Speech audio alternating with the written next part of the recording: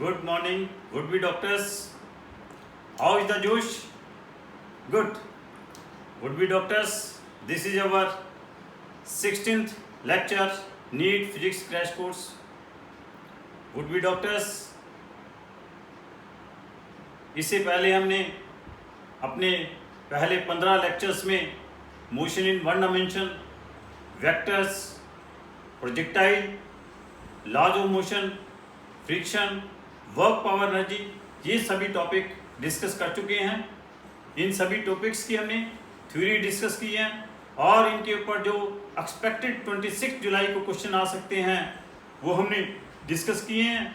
और इन्हीं टॉपिक्स के ऊपर पीछे जो लास्ट 20 ईयर्स में नीट में, AIPMT में, CBSE PMT में जो क्वेश्चंस पूछे गए हैं वो भी हम डिस्कस कर चुके हैं। So would be doctors, as you know, all my these classes are dedicated to Corona warriors, to this nation and to the PM Care Fund.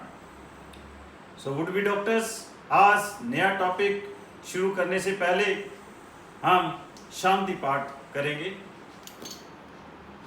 ओम द्यो शांतिरंतरिक्ष शांति पृथ्वी शांतिराप शांति विश्वदेह शांतिरोषध्य शांति वनस्पति शांति विश्वदेव शांति ब्रह्म शांति सर्व शांति शांतिरेव शांति श्याम शांति रेदि। ओम शांति शांति शांति। सो वुड बी डॉक्टर्स, आज जो हम नया टॉपिक शुरू करेंगे that is circular motion and rotational motion. Would be doctors, इस टॉपिक में 2 से लेकर 4 क्वेश्चन नीट में पूछ लिए जाते हैं। एक क्वेश्चन सर्कुलर मोशन से पूछ लिया जाता है और 2 क्वेश्चंस रोटेशनल मोशन से आ जाते हैं। तो ये 3 क्वेश्चंस हम इस टॉपिक में कवर करेंगे। तो सबसे पहले मैं आपको सर्कुलर मोशन और रोटेशनल मोशन के बारे में छोटी छोटी सी बातें बतलाऊंगा। दीज आर वेरी इंपॉर्टेंट, आपके साथ रिव्यू करूंगा। तो what is this circular motion? Would be doctors, जैसे आपके पास equation of motion one dimension के लिए थी वैसे ही यहाँ पे सर्कुलर मोशन के लिए है। यहाँ पे क्या है कि here S is replaced by theta, that is called angular displacement. U is here replaced by omega naught, that is initial angular velocity, and V is here replaced by omega. A is here replaced by alpha. This is called angular acceleration. So equation of motions here becomes theta is equal to omega naught t plus half alpha t square, and omega is equal to omega naught plus alpha t, and omega square minus omega naught square is equal to 2 alpha theta, and theta nth is equal to, that is equal to omega naught plus alpha by 2 n minus 1. So these are the equations of circular motion. Here omega naught is initial angular velocity, omega is the final angular velocity, theta is the angular displacement, alpha is the angular acceleration. So there is also, when a body is moving in a circular path, उस समय क्या है, there is also relation between linear velocity and angular velocity, linear acceleration and angular acceleration. क्या relation होता है? linear velocity और angular velocity में क्या relation है? That is V is equal to, this relation is V is equal to R omega, where R is the radius of this circular path. और here V vector is equal to, vector relation क्या है? Omega vector cross R vector. Clear? Now अगर आप इसी को differentiate कर देते हैं, टाइम के साथ डिफरेंशिएट कर देंगे तो आपके पास क्या आ जाएगा, ये dv by dt, dt of v vector, this is equal to dt of omega vector cross R vector, this becomes omega vector cross ddt of r vector plus r vector cross dt of r vector cross omega. This is very very important. So this is a vector, this is a vector, this omega vector, this dt of r vector is v vector, dt of r vector is v vector. Here this is not r vector, this is dt of omega vector, v vector, this is r vector cross alpha.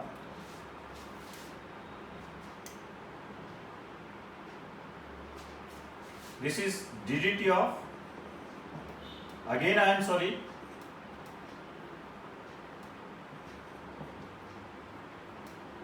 this is alpha vector cross r vector. dt of omega vector cross r vector, omega vector cross dt of r vector plus dt of omega vector cross r vector. Omega vector dt of r vector is v vector, dt of omega vector is alpha vector cross r vector. So here it is a very important thing. What is that? Okay, when a body is moving in a circular path, in that case it is having two types of acceleration. जब body circular path में move कर रही है तो उसके पास दो तरह की एक्सेलेरेशन है. एक उसके पास ये वाली एक्सेलेरेशन है और दूसरी उसके पास क्या है, ये वाली एक्सेलेरेशन है. What is this acceleration? This acceleration is called centripetal acceleration. इसे हम क्या कहते हैं, centripetal acceleration. और ये जो acceleration है, this is called tangential acceleration. When a body is moving in a circular path, in that case it is having two types of acceleration.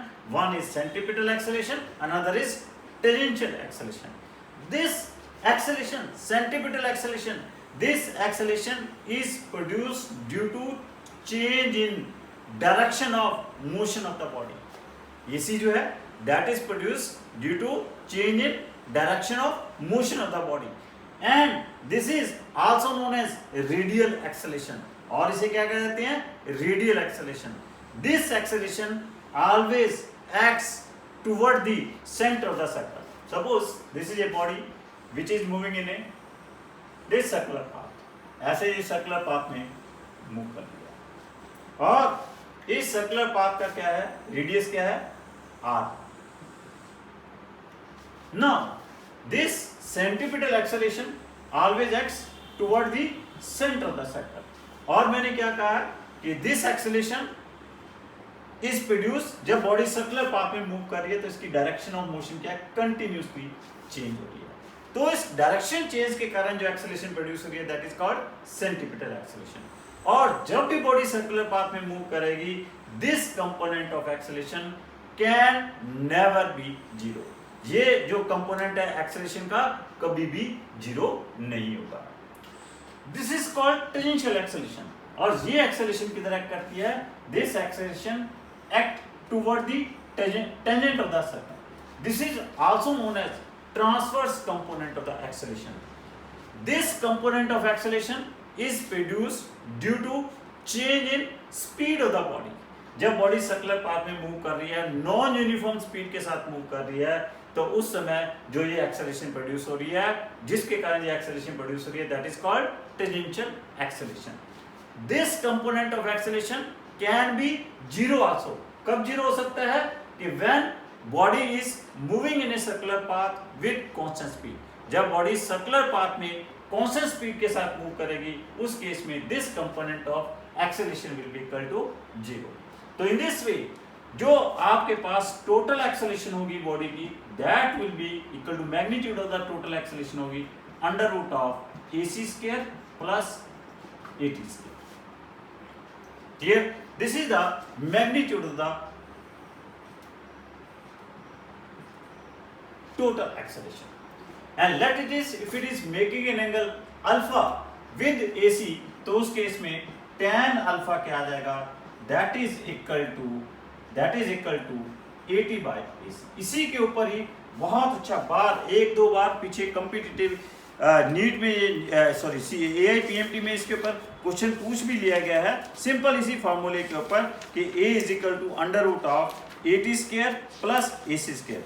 What is the question, कहता है body is moving in a circular path with a speed of a car is moving in a circular path with a speed of 30 metre per second on the circular path of radius 500 meter.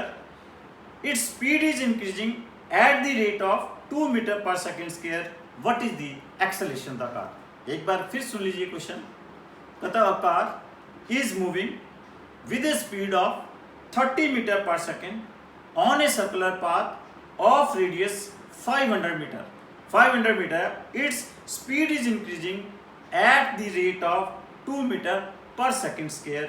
कहता है what is the acceleration of the car. अब देखिए now ये जो question है it is a question of body is moving in a circular path with non uniform speed. When it is moving in a non uniform speed it is having both acceleration, centripetal acceleration as well as tangential acceleration. Clear? Now centripetal acceleration क्या आ जाएगी इसमें, centripetal acceleration क्या होगी, that is simply equal to क्या हो जाएगा, AC is equal to क्या आ जाएगा, AC क्या दिया हुआ है आपके पास, AC हमारे पास मैंने क्या कहा है, AC vector is equal to क्या है, omega vector cross V vector, और सिंपल AC क्या हो जाएगा, ओमेगा V और omega into V R omega में क्या रिलेशन होता है, V is equal to R omega, और ओमेगा इज इक्वल टू क्या होता है, V बाय R। तो इसकी सेंट्रीपिटल एक्सेलरेशन क्या आ जाएगी, V square by R। Now it is given in the question कि it is increasing its speed with the rate of, किस रेट के साथ इंक्रीज कर दिया, 2 मीटर पर second square. It means that इसकी टेंजेंशियल एक्सेलरेशन कितनी है, 2 मीटर पर सेकंड स्क्वायर है।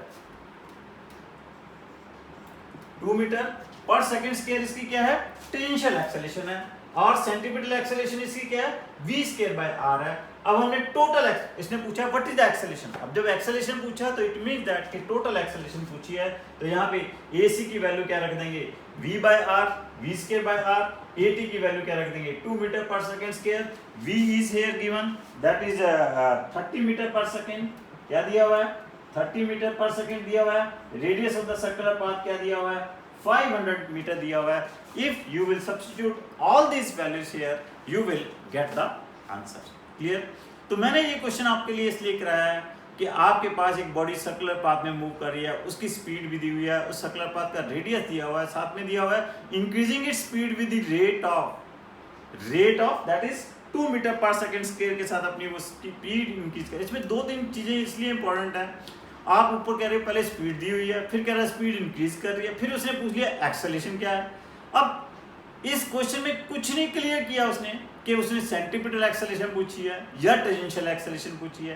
तो अब आपने इसी क्वेश्चन में क्या क्या चीजें अपने आप जो देखनी है, एक तो ये क्या है, it is an example of, अपने क्वेश्चन से बड़ा क्लियर है कि it is an example of a circular motion with non uniform speed. तो अंडरस्टूड है कि बॉडी की स्पीड है यहाँ पे इंक्रीज या डिक्रीज कर रही होगी, अंडरस्टूड है तो यहाँ पे बॉडी की टेंजेंशियल एक्सेलरेशन होगी। अब इसने पूछा है एक्सेलरेशन, अब इसने पर्टिकुलर टेंजेंशियल नहीं पूछी, सेंट्रीपिटल नहीं पूछी, तो इट में अंडरस्टूड है कि इसने टोटल एक्सेलरेशन पूछी है। और जब इस बॉडी सर्कुलर पाथ में नॉन यूनिफॉर्म स्पीड के साथ पूछी है तो उसकी नेट एक्सेलरेशन क्या होगी, under root of AC square plus AT square होगी। क्लियर? तो यहाँ पे आपके पास आपने एक्सेलरेशन पूछी है तो मीन इसने AC और AT का मैग्नीट्यूड पूछा है, टोटल एक्सेलरेशन का मैग्नीट्यूड पूछा है। तो AC हम कहां से निकाल लेंगे, V स्क्वायर बाय R से। AT कहां से निकाल लेंगे, जो इंक्रीजिंग विद स्पीड उसने दी हुई एक्सेलरेशन दी है वहां से। तो AC और AT की सब वैल्यूज दी हुई है, सब्स्टिट्यूट कर देंगे तो आपके पास बॉडी की क्या आ जाएगी, नेट एक्सेलरेशन आ जाएगी। Clear? So this is very important. Next question यहाँ पे बड़ा इंपॉर्टेंट आ जाता है, some time it is asked कि आपके पास क्या पूछ लिया जाता है कि AC और AT में एंगल कितना है, A और AC में एंगल कितना है, A और AT में एंगल कितना है, V वेक्टर और सब बाकी सभी वेक्टर में एंगल कितना है, ओमेगा वेक्टर किधर एक्ट कर रहा है, अल्फा वेक्टर किधर एक्ट कर रहा है। अब देखिए बड़ा क्लियर है, ये आपके पास ओमेगा क्रॉस V है, ये alpha vector cross R vector है। जब भी कोई बॉडी सर्कुलर पाथ या रोटेशनल मोशन में है तो उसके जितने भी टॉर्क वेक्टर हुआ, एंगुलर मोमेंटम हुआ, एंगुलर वेलोसिटी हुई, और आपके पास एंगुलर एक्सेलरेशन हुई, एंगुलर मोमेंटम हुआ, ओमेगा वेक्टर हुआ, टॉर्क हुई, आपके पास एंगुलर एक्सेलरेशन हुई, इन सभी की जो डायरेक्शन होती है that is always along the axis of rotation होती है। इन सब की डायरेक्शन क्या होती है? एक्सिस ऑफ रोटेशन के अलोंग। तो इन सब की जो डायरेक्शन आएगी यहाँ पे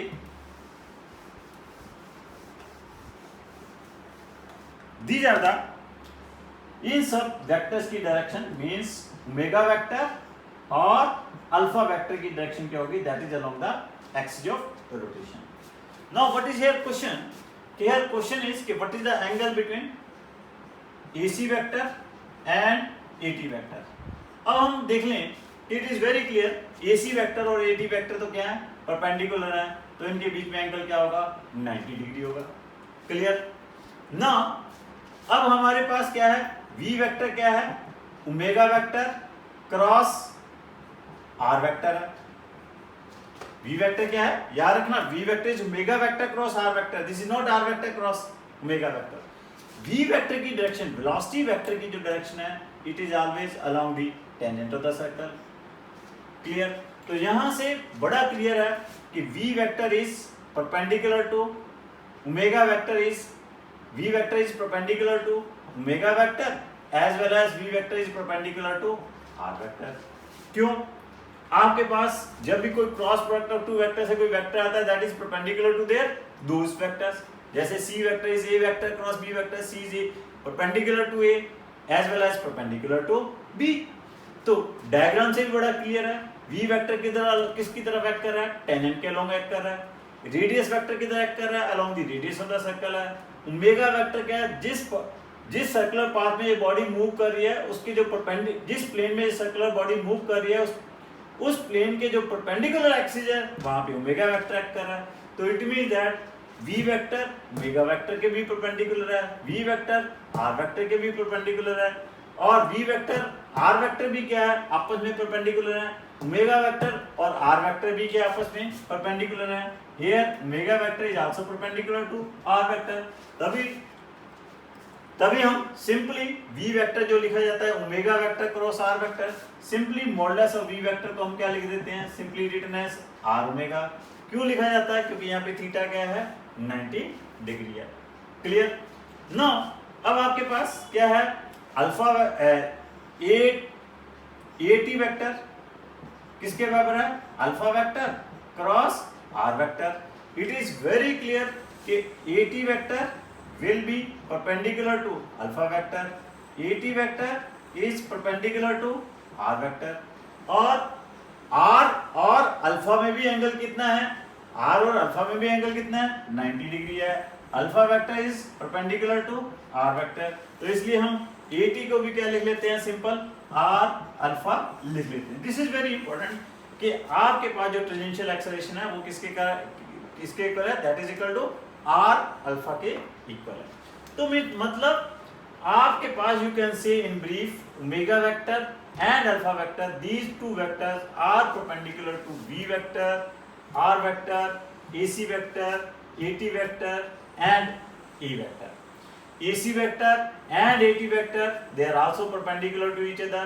V vector, AT vector are parallel. Clear? But the angle between A vector and AT vector, A vector and AC vector, कुछ भी एंगल इनके बीच में हो सकता है। This is very very important. Clear? तो this is about circular motion. तो मैंने आपको क्या कहा? What is uniform circular motion?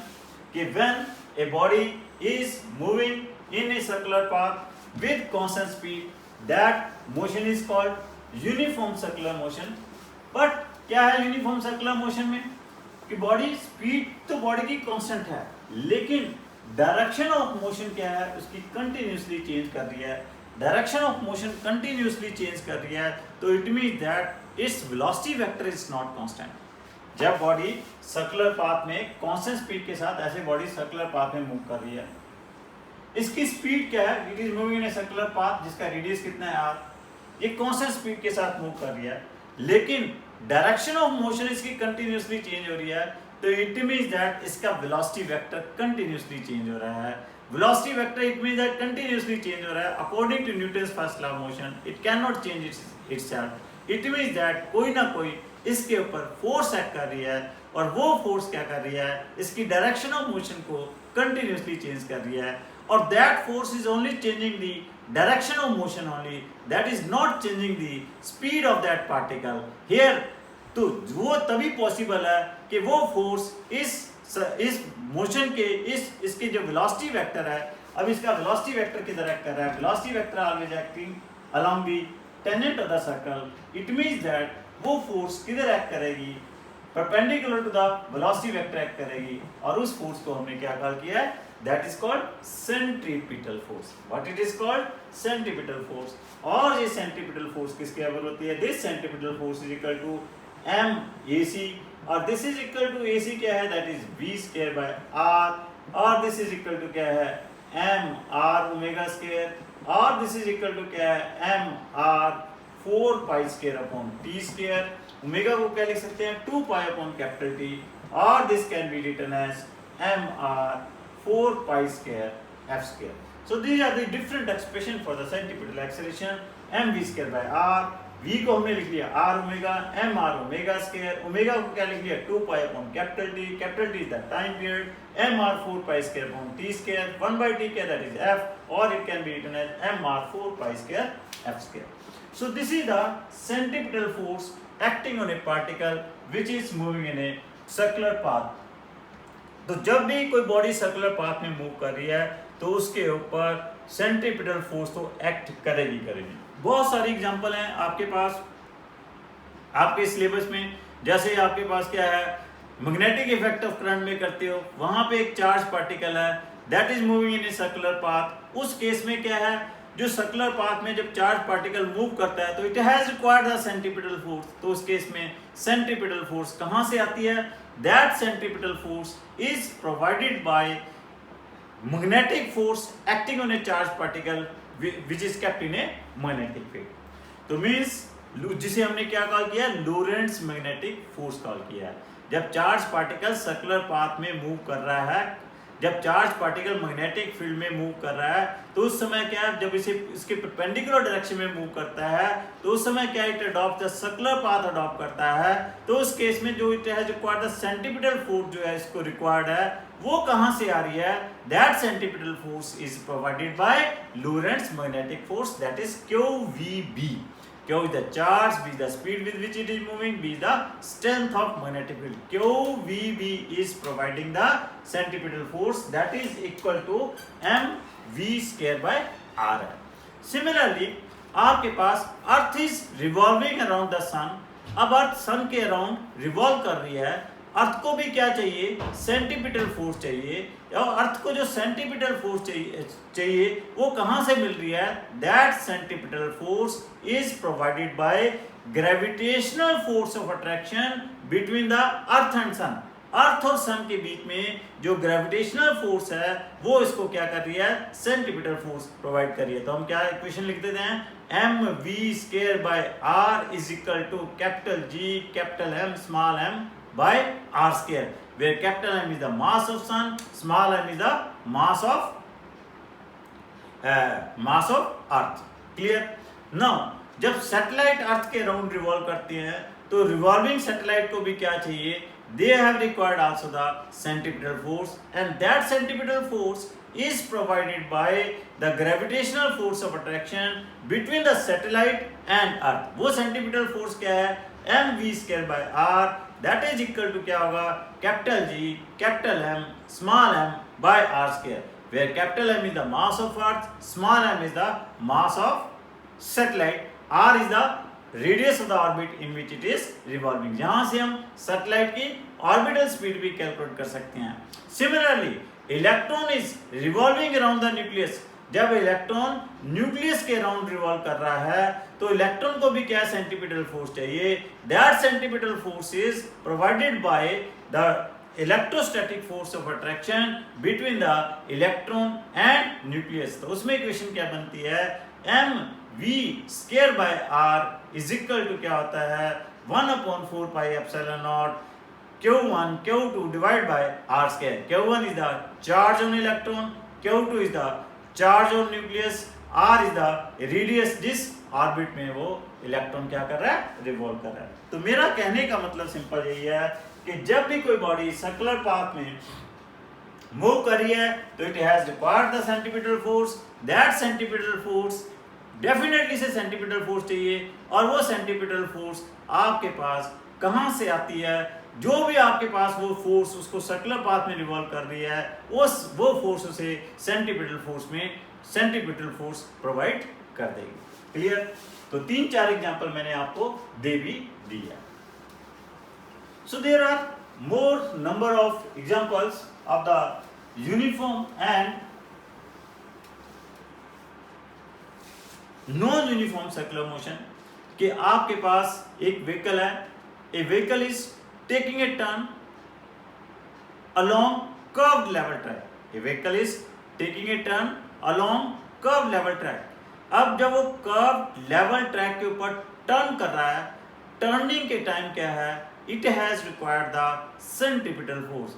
तो उस केस में क्या है, सेंटीपिटल फोर्स कहाँ से आती है, that centripetal force is provided by the frictional force between the tyres and road. और फ्रिक्शनल फोर्स क्या होती है टायर्स एंड रोड के बीच में, म्यू mg, और that mu mg will provide the centripetal force that is equal to mv square by r। तो उस केस में the maximum speed with which it can take the turn along curved level track without skidding, that will be equal to क्या होगा, under root of mu R G, where mu is the coefficient of friction between the tires and road, r is the radius of that circular track, this is the maximum speed with which it can take the turn along that curved level track without skidding. Sometimes it is asked कि what is the maximum speed with which it can take without overturning. First of all, what is the difference between skidding and overturning? In case when the vehicle is skidding, in that case the wheels of the vehicle are not losing the contact with the road, but when it is overturning, in that case they will lose the contact with the road. Overturning के लिए condition क्या है, the maximum speed with which they can take the turn along the curved level track without overturning, that will be equal to under root of GRA by 2h. What is here h? H is the height of the center of gravity of the vehicle from the ground. R वही आपके पास radius है, जिस radius के R is the radius of the circular track जहाँ पे वो turn कर रहा है. What is here A is the here 2a is the distance between the inner wheels of the car. 2a क्या है, that is the distance between the inner wheels of the two car. तो याद रखना कि बच्चों कि क्या होता है कि जो मैक्सिमम वेलोसिटी है that is inversely proportional to h. h मैंने क्या कहा, this is the height of the center of gravity of the vehicle from the road. इसीलिए क्या होता है, जितने भी बड़े बड़े व्हीकल हैं, ट्रक है, बस है, ये व्हीकल्स जो हैं वो जल्दी ओवरटर्न कर जाते हैं as compare to those vehicles whose base is very near to the ground, जिनका एच बहुत स्मॉल है, जिनका एच बहुत स्मॉल होगा, वो क्या होंगे, ज्यादा स्पीड के साथ टर्न कर सकते हैं along curve level track without overturning. Clear? एक हमारे पास क्या होता है इसमें है कि आपके पास what is the banking of tracks. Banking of tracks क्या है, आप देखते हो बच्चों, वुड बी डॉक्टर्स, कि आपके पास जितने भी हिल्स एरिया हैं और चंडीगढ़ में क्या है, जितने भी राउंड अबाउट्स हैं, जो रोड्स हैं, they are raised from their edges के साथ रेज की गई होती हैं। हिल्स एरिया में भी क्या होते हैं कि roads they are raised from their edges के साथ इसलिए रेज की होती हैं कि जब आपके पास कोई व्हीकल उस first of all that raising of the roads from their edges is called banking of tracks. उसे हम कहते क्या हैं, that is called banking of tracks. ऐसा इसलिए किया गया था, और जिस एंगल के साथ वो बैंक की गई होती है उसे हम क्या कहते हैं, that this angle is called angle of banking. ऐसा इसलिए किया गया होता है कि जब कोई व्हीकल आपके पास इस बैंक ट्रैक के ऊपर टर्न करता है, उस समय जो उसको सेंट्रीपिटल फोर्स है वो फ्रिक्शनल फोर्स के ऊपर डिपेंड नहीं होती है। जैसे पिछले वाले केस में क्या था कि when A vehicle is taking a turn along the curve level track, जो सेंट्रीपिटल फोर्स थी वो किसके ऊपर डिपेंड कर रही थी, that is depending upon the frictional force between the tyres and road. But इस केस में क्या है, अगर आपके पास वो रोड बैंक हुई हुई है तो उस केस में क्या है, जो फ्रिक्शनल फोर्स है that is not depending upon the जो सेंट्रीपिटल फोर्स है that is not depending upon frictional force. No doubt अगर फ्रिक्शनल फोर्स भी है तो that will also help in to providing the centripetal force, but here the turning is not depending upon frictional force only, because in this case when the vehicle, ऐसी roads के ऊपर जब vehicle turn करेगा तो turning के time अपने आप ही क्या है, उसकी नॉर्मल एक्शन जो है दो कंपोनेंट्स में रिजॉल्व हो जाएगी और one component of the normal action will be able to provide the centripetal force. और ऐसी रोड के ऊपर it can take the turn, उसकी जो स्पीड होगी, किस स्पीड के साथ it can take the turn along that bank track, that v is equal to क्या होगी, that is the v is equal to under root of rg tan theta, where theta is the angle of banking or angle by which the road is raised from their edges, r is the radius of that curve level track। लेकिन अगर यहाँ पे centripetal force भी है तो centripetal force भी क्या करेगी आपको, that will also help in just to providing the if here is frictional force, that frictional force क्या करेगी, frictional force will also help into providing the centripetal force। उससे क्या होगा कि vehicle can take a turn with more speed on that bank track, और वो speed क्या हो जाएगी, that is equal to under root of rg tan theta plus mu divided by 1 minus mu tan theta हो जाएगा। इसे हम optimum speed भी कह देते हैं। तो optimum speed with which a vehicle can take a turn on the bank friction road is that is under root of are G bracket में mu plus tan theta divided by 1 minus mu tan theta. तो इसको याद रखने के लिए आप simple याद रख सकते हो कि टेन थीटा में म्यू ऐड कर दिया और नीचे डिनोमिनेटर में 1 माइनस म्यू टेन थीटा बन गया, और यहीं पे अगर आप म्यू जीरो सब्स्टिट्यूट करोगे तो आपके पास वही फार्मूला बन जाएगा। क्लियर। इसी तरह आपके पास क्या है कि जो रेलवे के रेल्स ट्रैक्स होते हैं they are also raised from their edges, जहां पे ट्रेन टर्न करती है उस टर्निंग के जो रेल ट्रैक्स होते हैं उनके रेल्स जो है they are also raised from their edges. Edges के साथ इसलिए रेज किए जाते हैं कि जब आपके पास ट्रेन टर्न करेगी, टर्निंग के टाइम जो से रिक्वायर्ड सेंट्रीपिटल फोर्स है वो सेंट्रीपिटल फोर्स कहां से आ जाएगी, that centripetal force will come from its the one component of its normal direction. और किस वेलोसिटी के साथ वहां पे भी ये टर्न कर सकती है, सेम आपके पास आ जाएगा under root of are g ten theta. और आपके पास कोई साइक्लिस्ट है, साइक्लिस्ट जब आपके पास टर्न करता है तो उस समय भी क्या है, it has required the centripetal force. उस समय भी जब साइक्लिस्ट टर्न करता है टर्निंग के टाइम वो अपने आप को थोड़ा सा बेंड कर लेता है, साइक्लिस्ट अपने आप को क्या कर लेता है, बेंड कर लेता है। बेंडिंग करने से क्या होता है कि उसकी नॉर्मल एक्शन दो कंपोनेंट्स में रिजॉल्व हो जाती है, तो one component of the normal action will be able to provide the centripetal force. तो उस केस में भी वेलोसिटी अगर वो थीटा एंगल के साथ विद द वर्टिकल बेंड करता है तो किस वेलोसिटी के साथ वहां पे टर्न कर सकता है, वो उसकी स्पीड क्या आएगी, that is equal to under root of are g ten theta. तो ये जो सारी एग्जांपल मैंने बताई हैं these are example of uniform circular motion. Non uniform circular motion में क्या होगा, नॉन यूनिफॉर्म सर्कुलर मोशन की भी एक एग्जांपल है हमारे पास कि अगर सपोज कर लो आपके पास एक स्ट्रिंग है, स्ट्रिंग के एक एंड के ऊपर क्या है, मास अटैच्ड है, आप अगर उसे एक वर्टिकल सर्कल में रोटेट कराते हो, रिवॉल्व कराते हो, that will B an example of non uniform circular motion. तो बच्चों क्या होता है कि अगर सपोज कर लो एक स्ट्रिंग है, एक स्ट्रिंग के साथ उसके एक एंड के ऊपर मास अटैच्ड है, आप क्या होता है कि आप उसको कोई स्पीड दे रहे हो, बॉटम के ऊपर आप कोई स्पीड दे रहे हो, तो वहां पे देयर आर थ्री पॉसिबिलिटीज कि आपके पास दिस इज ए स्ट्रिंग और स्ट्रिंग के एक एंड के साथ ये हमारे पास मास m अटैच्ड है, आप इसे v स्पीड दे रहे हो, when you are providing v speed to this mass m, तो यहाँ पे डिफरेंट पॉसिबिलिटीज हैं कि हो सकता है कि ये मास ऐसे ऐसे इस पाथ के ऊपर क्या करे, ऑसिलेट करे, इस पाथ के ऊपर ऑसिलेट करना शुरू कर दे। और this is also possibility that कि मास आपके पास हाफ ऑफ द सर्कल ऐसे क्रॉस जा कर और ऐसे वापस नीचे गिर जाए। ये डिपेंड्स कि आपने कितनी स्पीड दी है। और थर्ड पॉसिबिलिटी ये है कि आपने इस मास m को बॉटम से इतनी स्पीड दे दी कि ये ऐसे वर्टिकल सर्कल में भी मूव कर सकता है।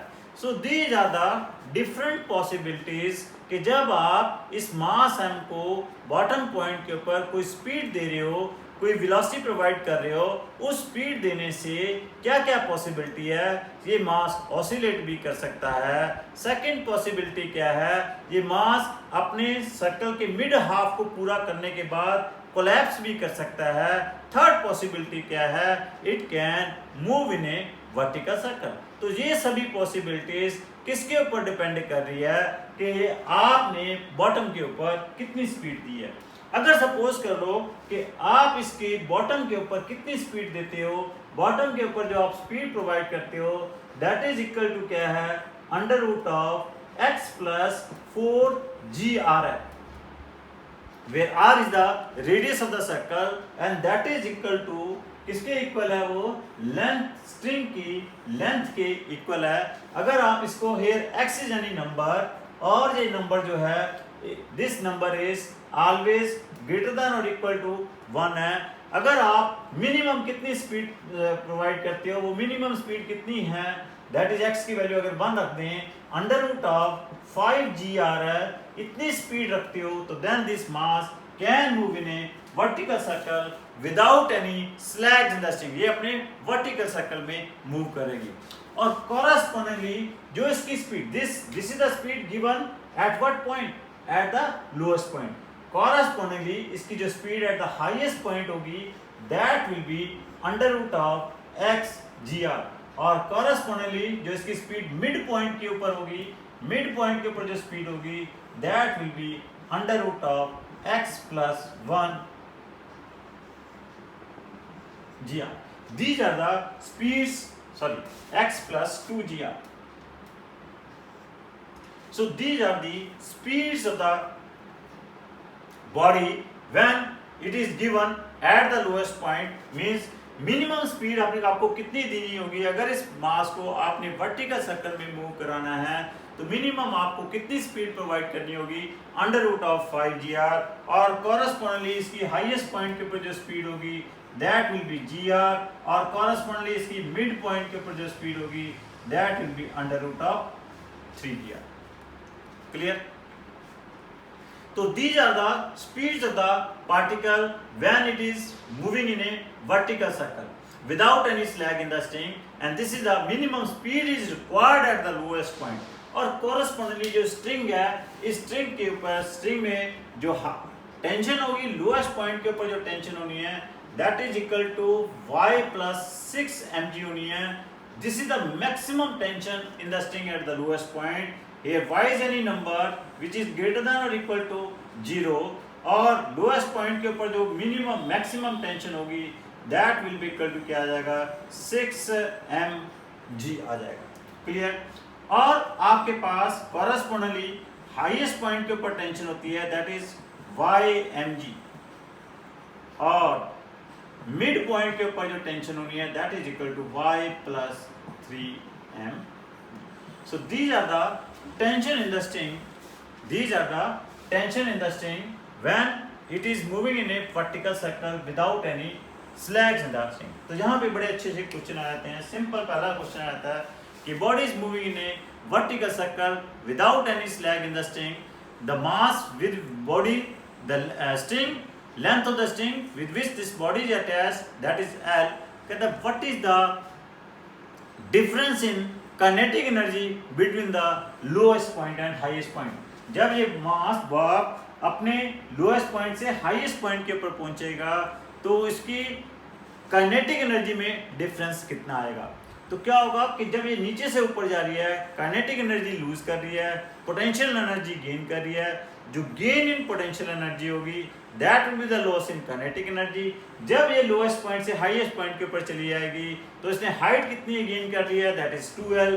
तो गेन इन पोटेंशियल एनर्जी क्या आ जाएगी, 2mgl, और लॉस इन काइनेटिक एनर्जी कितनी आ जाएगी, that is also 2mgl। So loss in kinetic energy is equal to gain in potential energy is equal to क्या आ जाएगा, 2mgl आ जाएगा। Clear? Now it is also asked when it is moving in a vertical circle, what is the difference of the tension between the lowest point and highest point। देखो lowest point के ऊपर tension कितनी है, y + 6 mg, highest point के ऊपर tension कितनी है, y mg। So difference of the tension between the lowest point and highest point क्या आ जाएगा, 6 mg आ जाएगा। Difference in the tension between the lowest point and highest point is 6 mg। Next आपसे पूछ लिया जाता है इसमें कि आपके पास, देखो मैंने क्या क्या दिया, आपके पास यहाँ पे कितनी आप इसको स्पीड प्रोवाइड कर दोगे, how much speed at the point is provided eight the lowest point two move in a vertical circle √5gr। जब आप इतनी स्पीड प्रोवाइड कर रहे हो तो it is moving in a circle without any slag in the string. वो कहता है कितनी इसको स्पीड प्रोवाइड करें, मैक्सिमम कितनी स्पीड प्रोवाइड करें कि it will not move in a circle, it will simple oscillate. अगर इसने सिंपल ऑसिलेट करना है तो मींस मिड से इसने वापस आ जाना चाहिए, तो मिड पे वापस आना चाहिए, तो मींस यहां जाके इसकी स्पीड क्या हो जानी चाहिए, मिड पॉइंट के ऊपर जाकर इसकी स्पीड क्या हो जानी चाहिए, यहां पे जाके इसकी स्पीड क्या हो जानी चाहिए, 0 हो जानी चाहिए। यहां पे अगर स्पीड 0 है, इनिशियल स्पीड v है, डिस्टेंस ट्रेवल इसका कितना है, l है, तो सिंपल हम क्या यूज कर सकते हैं, v² - u² = 2s, a is here -g, final speed is here 0 and v हमने इनिशियल स्पीड कैलकुलेट करनी है, s क्या होगा, l होगा।